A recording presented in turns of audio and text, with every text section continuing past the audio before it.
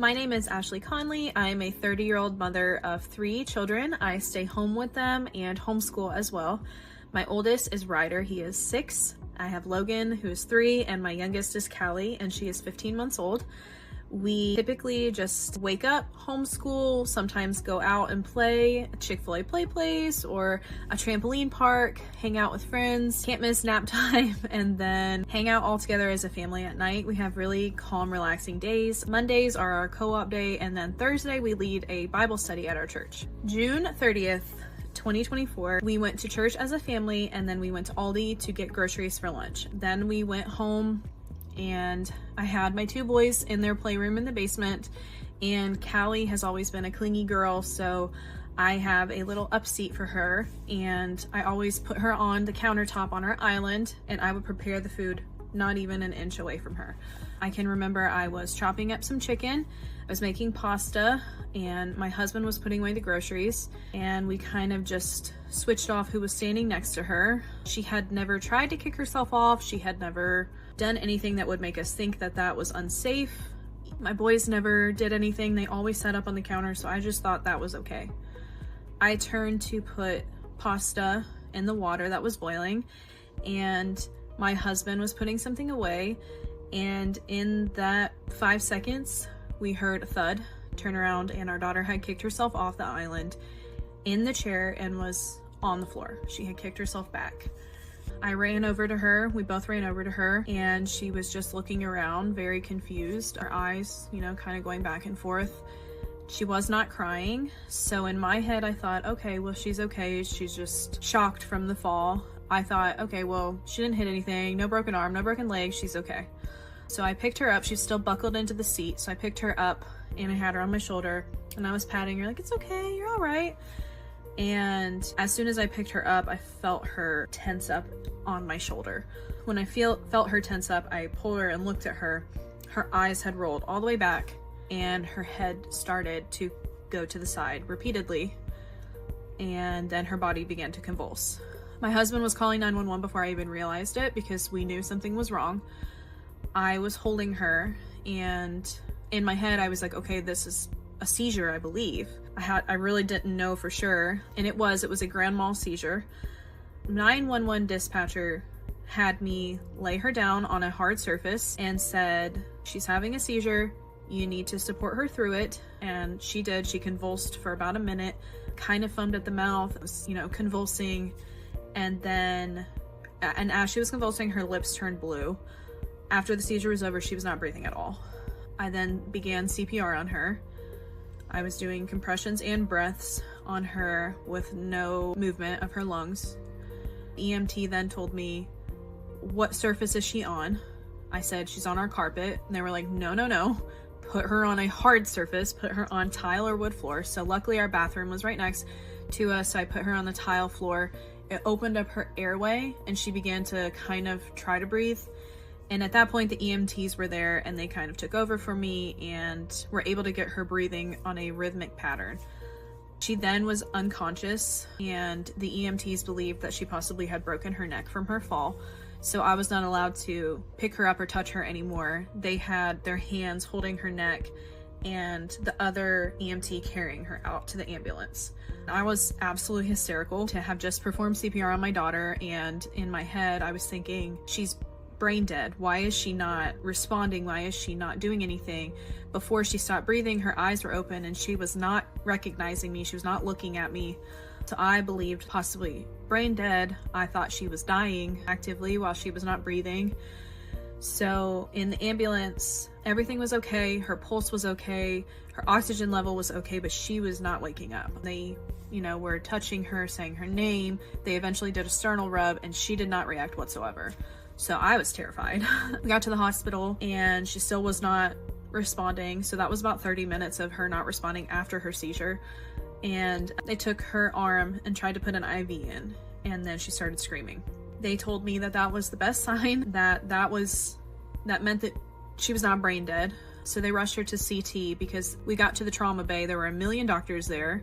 Who greeted us was the chaplain, which terrified me. I really thought that she was gonna die. So they took her to CT and did a head scan. and the neurosurgeon was right there. She was ready to rush her to emergency surgery if needed, if there was a brain bleed or something that needed to be surgically fixed. And they told me, actually, best case scenario, she had a skull fracture right above her ear. And I couldn't believe that was best case scenario, but they said, bones heal. We'll send you home in a few hours. Everything's okay. I really could not believe it. I actually wanted to stay to watch her, but actually we left about 3 hours after she woke up. She was okay. She was back to normal. She did get diagnosed with a skull fracture of her parietal bone, a concussion, which they also called a traumatic brain injury. My daughter is now 15 months old. At the time of her accident, she was 9 months old. So we were never the type to baby proof. We really believed in just teaching them no. We did have some socket protectors and things like that, but really generally our boys just knew we don't touch things, we don't do this, and our daughter was so young that we hadn't really tested the boundaries with her yet. I was definitely more relaxed with my third than I was even with my first and second. I kind of felt like I knew everything. I knew how everything went, what to do. Parenting always came easy to me. I felt like I had it all together. And the day of Callie's accident, I realized that is not the case. After the fall, everyone was so amazing, so supportive. The staff at the hospital was amazing. The EMTs were absolutely amazing. And the 911 dispatcher really did a great job. She walked me through everything. I was hysterical. And she was still able to get through to me and talk me through it and really guide me to do the right things for my daughter. Doctors at the hospital told me that me performing CPR on my daughter probably saved her life, since we didn't have to wait for the EMTs to get there. And she really didn't go very long without oxygen to her brain. Her MRI never showed any point oxygen not getting to her brain. So they were like, you really did the right thing. And I couldn't have done it without their help, 911 dispatchers' help. It was amazing. 4 months later, my daughter had another grand mal seizure. It was out of nowhere. And we were inpatient after that because then it's a pattern. And, they thought, oh, the seizure's from the fall. The second seizure, they're like, okay, something's going on. You don't have seizures 4 months after a fall. So this is where the healthcare kind of gets a little different. They said, oh, she has an ear infection on her second CT during her second seizure. It's a febrile seizure, she's fine. That didn't sit right with me because she really wasn't that sick. I know febrile seizures usually come with high fever. She never really had a fever. So things have gotten a little bit more difficult after her fall because she's having side effects from that fall. I believe she has now had 5 seizures. And we're still kind of getting like the, I don't know, you haven't videotaped it. So if you haven't videotaped it, then we don't know if we can believe you. And that's really hard as a parent, seeing my daughter having seizures and not being taken seriously. And I truly believe that her fall caused the seizures. And it's like talking to a wall sometimes. The doctors, they're like, nope, that's not it. So that's been frustrating for our family. Just to think that it's that and to think she just needs time to heal when we're being told, oh no, it's genetic. Oh no, it could be this. Oh, it could be this. Or it could be nothing. It could be in your head. That's really been difficult for us, especially with her age. She's only 1 year old. So that has been challenging, but the initial fall, everything went really well. Everyone was very kind. My only thing is that I do wish that she had been monitored for longer, because going home that night, I was terrified that something was going to happen to her. It was really hard for me to be okay after that and think that nothing else was happening to her after having those diagnoses. That was scary. After this happened, we threw the chair away. We couldn't even look at it. And now I spend my time really trying to educate mothers, because I shared a TikTok video about what happened to her and encourage parents not to put their children up on elevated surfaces in seats or anything like that. And thousands of comments of people saying, I had no idea. Thank you for sharing, because I do this every day. And that made me realize this is a bigger problem than I thought. And the amount of people that have gone through almost the exact same thing that we have is astounding. So now I really want to share with people why not to do this and what can happen because of it. You know, we thought we were in the clear, and now she's having seizures again 4 months later and beyond. She had her second seizure November 20th and has had 4 more since then. So, you know, this is an ongoing thing, and I just hope and pray that this won't last forever because of something that I did by putting her up on the counter. The aftermath of this for me has been very challenging. I have nightmares still of her not breathing and having to give her CPR. Thinking your child's gonna die and seeing her stop breathing stays with you. It's an image I'll never forget. And now the anxiety that comes with her seizures since she stops breathing is a lot to handle. Even though I would never put her in a surface like that again, it still like makes me terrified of everyday things causing harm to all three of my children. Her in particular, I'm so worried she's gonna hit her head again. It's been very hard to cope with the aftermath of this. Even though everything turned out okay, the guilt is crazy, especially when she has her seizures. To think that had we not just put her in that seat on the floor, that this would have never happened. So it's been very challenging afterward. And I don't know that that's something that you get over really quickly, but yeah, it's been very challenging. And the sadness that comes with it, thinking that she might have seizures forever because of something we did, is a lot to handle. Managing my mental health has not been great on my part. I definitely need to be in therapy, but having 3 kids and staying home, there's just no time for it. So I vent a lot to my husband, I vent a lot to my family. I spend a lot of time just thinking about the day when really I need to be moving on, and it's very hard. I did get some supplements to try to help. I'm more of a natural person. I'm not big on medication, so I'm just trying some like natural herbs and things like that to try to boost my mood, try to move on from this event, get over my anxiety and fear of everything. So the biggest lesson I learned about like child safety in general from this is that even if the warning label's this big, there's a reason it's there. You know, I always thought, oh, that won't happen to me, whatever. I thought, oh, I'm right here.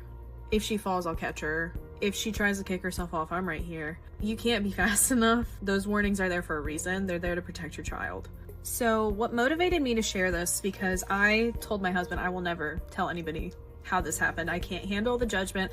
I know that we shouldn't have done that now, but I can't tell people. I can't handle the judgment.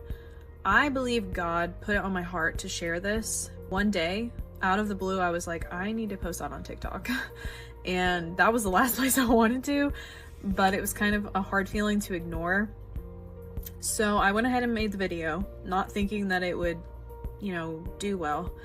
And now it has 3.6 million views of people that have seen that happened to my daughter. And everyone has been amazing. It actually went to international news as well. So her story is really getting out there. And while I might have a little bit of backlash, most people are very receptive and realize like, ooh, I need to make some changes in my own home, which makes this worth it. Not the experience. It makes sharing it worth it because I don't want anybody else to go through this. Some people have privately messaged me and said that either their child, their grandchild, or someone they know's child died from this, and that could have been us. The 911 dispatcher not talked me through and I not giving my daughter CPR, she might not be here. And that's a hard thing to think about, and it's a hard pill to swallow, but people need to hear this. And people need to change things in their home if they're doing this because it's that important. And I think it's something so simple to change, but something that can be so drastically life-changing if you don't change it. So that's what motivated me to share. And I really hope people take it to heart and don't take it as like parenting judgment, because I would never judge anybody for doing it. I totally understand. I had my daughter up there because my toddler son thought it was hilarious to bite her fingers and cover her face with a blanket saying night night baby and things like that. And she just wanted to be next to me. So I thought, what's the harm? And there was a lot of harm. We're still dealing with it 7 months later. So my advice to new parents and parents that have babies and younger kids is to just think about your decisions and realize your life can change in an instant. And is it worth it for your baby to see your face 5 inches away versus on the floor? Is it worth possibly them losing their life or permanently disabling them? Just a simple change, and you could possibly save your baby's life. So that's my takeaway from it, and I hope people will listen to this and maybe learn something. And yeah,